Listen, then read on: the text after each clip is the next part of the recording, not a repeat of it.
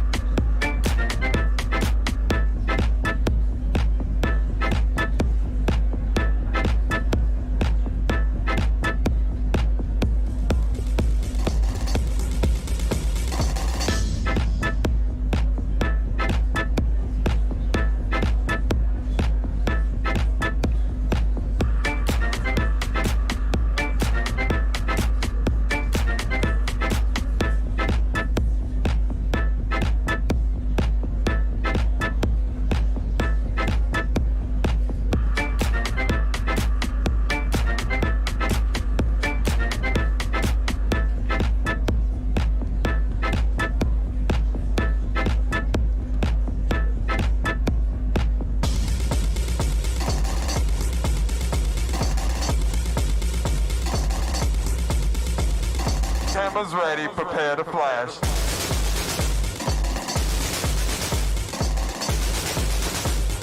Cameras ready, prepare to flash. Flash. Cameras ready, prepare to flash.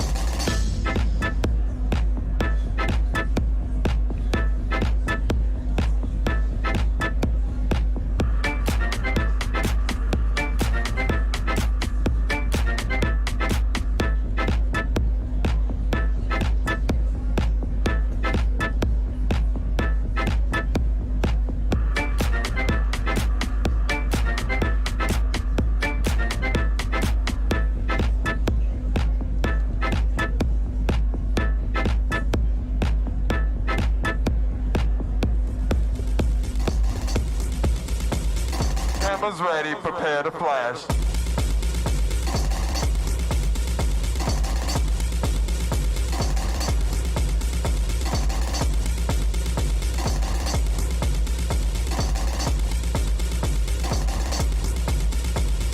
Cameras ready, prepare to flash.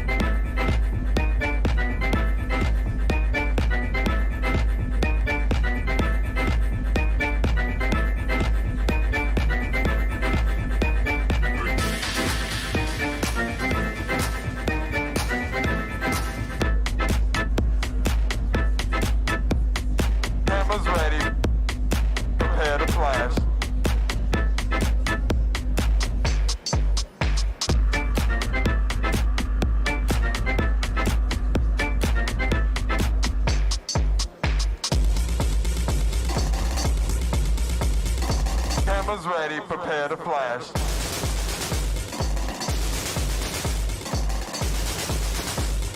Cameras ready, prepare to flash. Flash. Cameras ready, prepare to flash.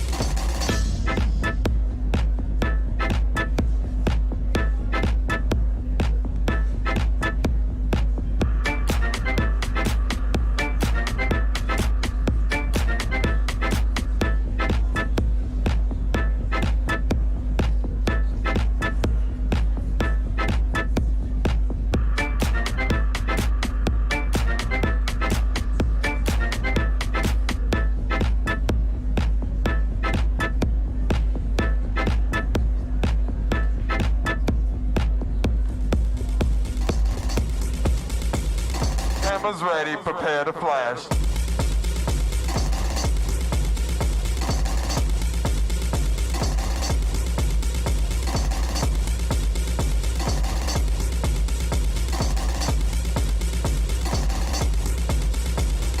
Cameras ready, prepare to flash.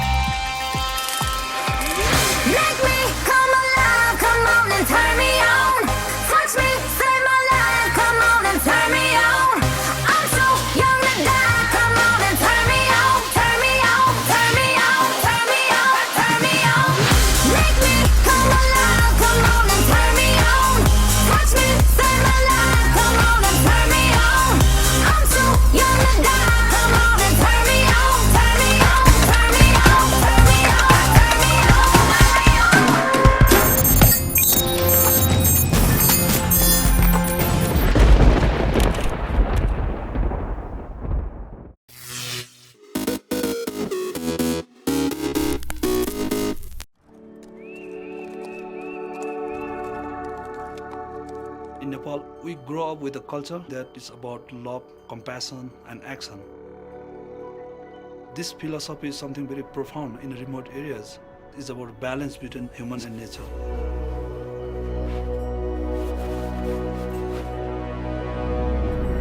I'm Rinjin Phunjok Lama. Every day I work with the local communities in the remote Nepal so that we can protect unique mountain environments.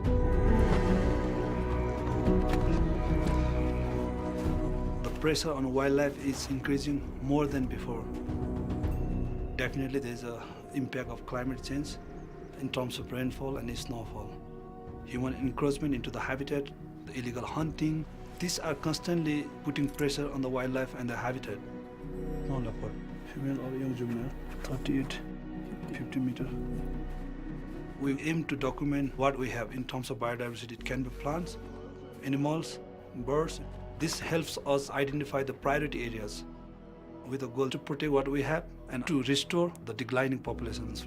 The working season is very short and we have to cover a vast landscape. My area, Humla, is almost 6,000 square kilometers and I'm the first environmental graduate. So by default, I'm becoming the first conservationist. Humla covers the largest non-protected landscape in Nepal and offers habitat for some of the most threatened species in the world.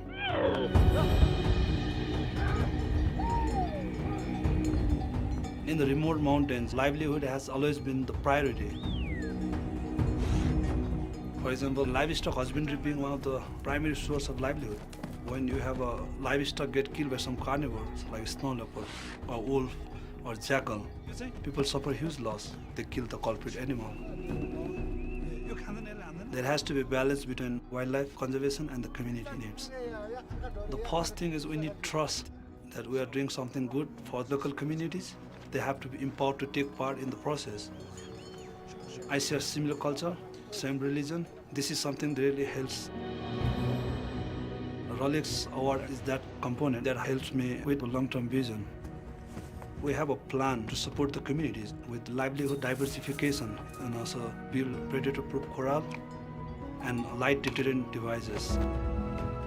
If you want to bring change, you have to start from yourself first. But at a large scale, alone I cannot do anything. We are doing a school eco clubs. We will mentor them. We will try to produce a student who is interested to pursue their careers in the field of environment conservation.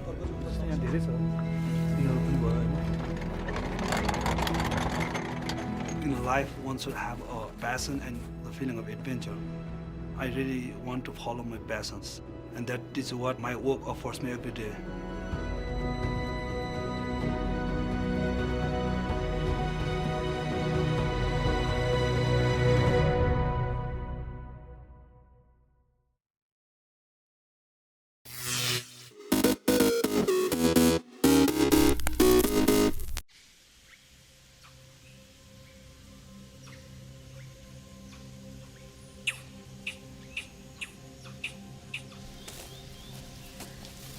As an explorer, I've spent most of my life documenting the wonders of nature.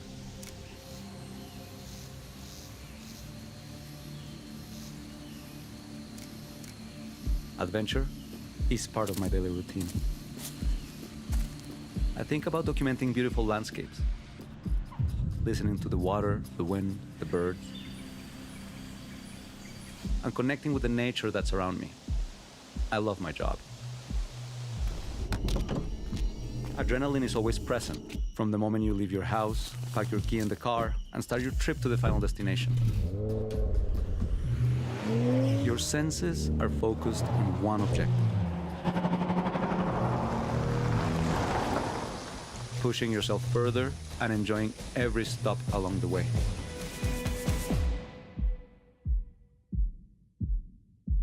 My name is Federico Pardo, and right now we're crossing the eastern part of the Andes Mountains towards the Orinoco region. On this adventure, we will try to document one of the biggest primates of the Americas. Come with me, let's see if we can find it. I'm curious of what lies ahead of us, and I'm not always sure what to expect, but that's what makes the whole trip worthwhile. The body has a memory of its own, and when you push it to go further and further, it's hard to let go. It feels like an obsession. I'm very humbled that this is my routine, and it makes me want to enjoy every single second of it. Whether it's the endless hikes through rugged landscapes, to spending hours and hours looking for the perfect image perched among the treetops.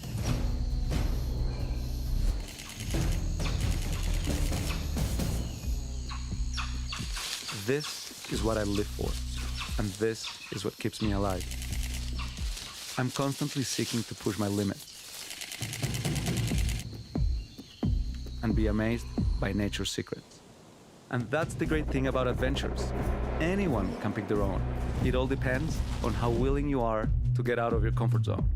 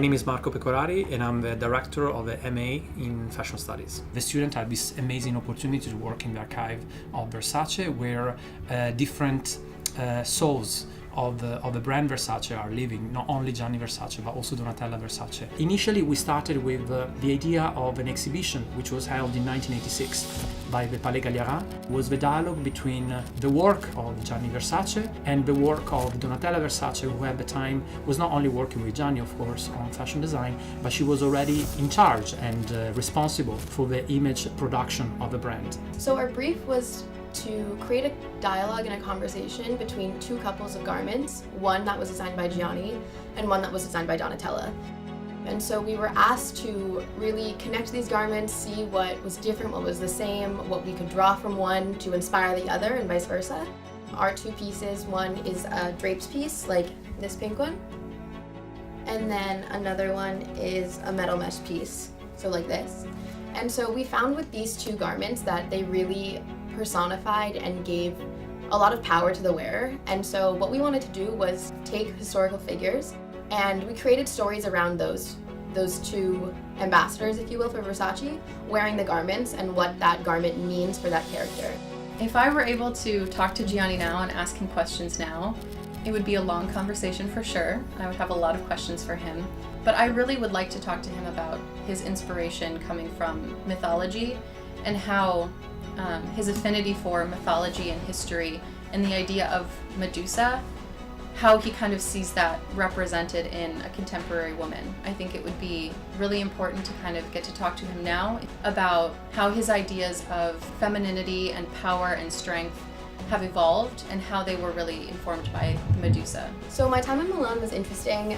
It was really cool. We got to see the Versace headquarters. We got to see how things were made, especially the metal mesh, which is so insane. Gianni picked this because of this or this because of this, and so you really got to know him as a person and see the brand through the lens of the home and where it was, which I think really added something to the project. What amazed me the most about the experience and the work that our student did is their capacity to relate from a contemporary perspective to a work that was produced 40 years ago. I think it's groundbreaking, and I really hope that our student understood the privilege they had through this project.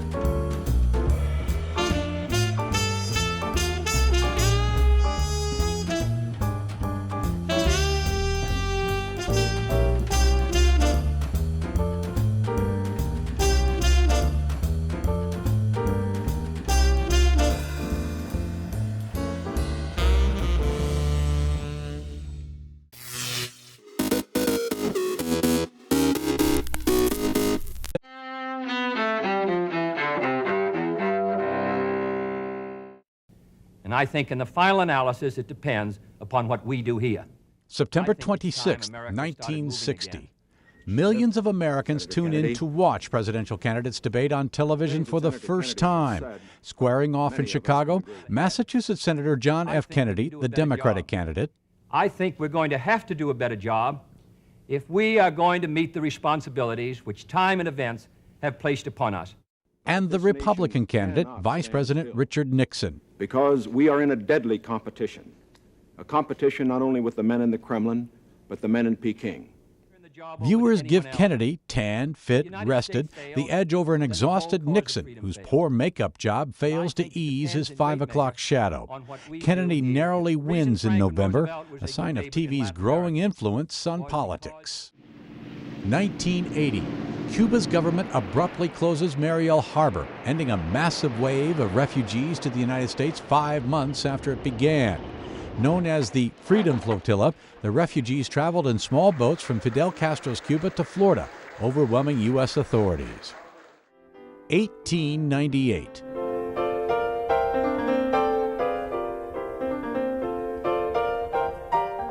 Composer George Gershwin, whose iconic tunes include Rhapsody in Blue and I've Got Rhythm, is born in Brooklyn, New York.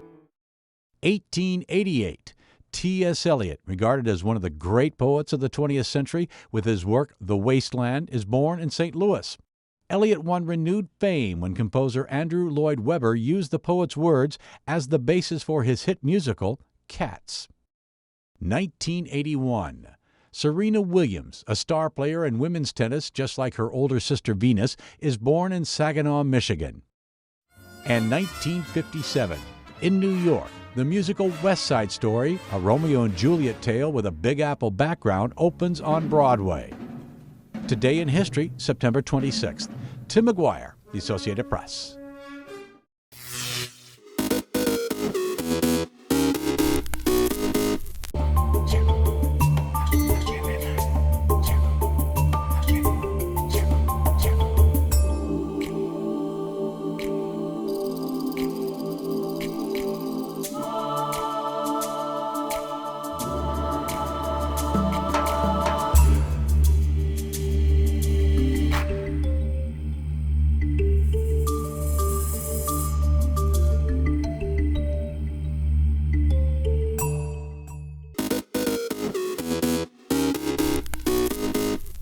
Welcome back in our studio, and in today's news,